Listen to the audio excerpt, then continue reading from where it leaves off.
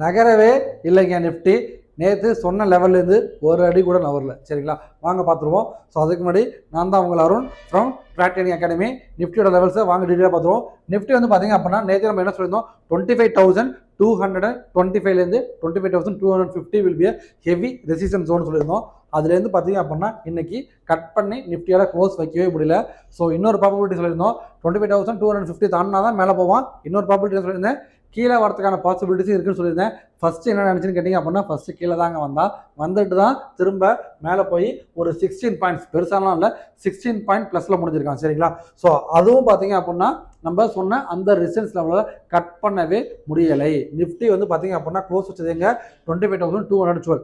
So இனிமேட் நிஃப்டியில் எப்போ rally இருக்குன்னு கேட்டிங்க அப்படின்னா 25,250 கட் பண்ணால் மட்டும்தான் நிஃப்டியில் ரேலி. அப்படி இல்லை அப்படின்னா கீழே வரதுக்கான பாசிபிலிட்டிஸ் நிறையா இருக்குது.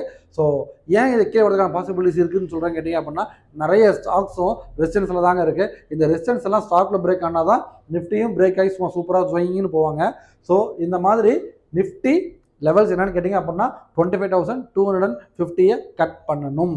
சரிங்களா, அதே போல் பாட்டம் வந்து பார்த்தீங்க அப்படின்னா சேம் பீரிஷ் மோடுக்கு போனோம் அப்படின்னா இந்த 25,050. சரிங்களா, இதை கட் பண்ணால் தான் நிஃப்டி பீரிஷ் போவாங்க. வாங்க பேங்க் நிஃப்டியை மாற்றுவோம். பேங்க் நிஃப்டி வந்து பார்த்தீங்க அப்படின்னா நம்ம நேற்றே சொல்லியிருந்தோம், ஒரு சேனல் பேட்டர்னில் போயிட்டு இருக்கு. இந்த சேனல் பேட்டர்னோட மிடில் வந்து பார்த்தீங்க அப்படின்னா நேற்று பேங்க் நிஃப்டி க்ளோஸ் ஆகிடுச்சு. இதை ஒரு ரெசிஸ்டன்ஸாக எடுத்திருந்தாங்க.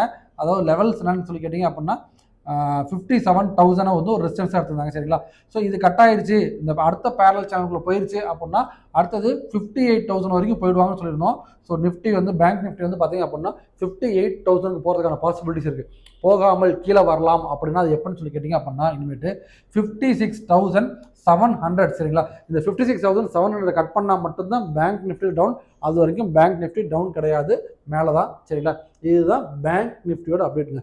சரி, இந்த மாதிரி நீங்களும் ஒரு ஸ்டாக்காக இருந்தாலும் சரி, இண்டெக்ஸாக இருந்தாலும் சரி, எதுவாக இருந்தாலும் அனலைஸ் பண்ணி ட்ரேட் எடுக்க முடியும். சரிங்களா, ஸோ லேர்ன் பண்ணுங்கள், அப்புறம் கண்டிப்பாக உங்களால் ஏர்ன் பண்ண முடியும். லேர்ன் பண்ணணும்னு நினச்சிங்க அப்படின்னா கீழே ஸ்க்ரீனில் தெரிகிற இந்த நம்பருக்கு கான்டாக்ட் பண்ணுங்கள். நாங்கள் உங்களை from A to Z guide பண்ணுறோம். சரிங்களா, ஸோ இந்த மாதிரி ஸ்டாக் மார்க்கெட் மற்ற ரெகுலர் அப்டேட்ஸ் வேணும் அப்படின்னா மறக்காம சேனல் ஃபாலோ பண்ணுங்கள், சப்ஸ்கிரைப் பண்ணுங்கள். ட்ரேட் பண்ணுற உங்கள் ஃப்ரெண்ட்ஸுக்கு கண்டிப்பாக ஷேர் பண்ணிவிடுங்க. டாட்டா, bye bye, see you on the next video.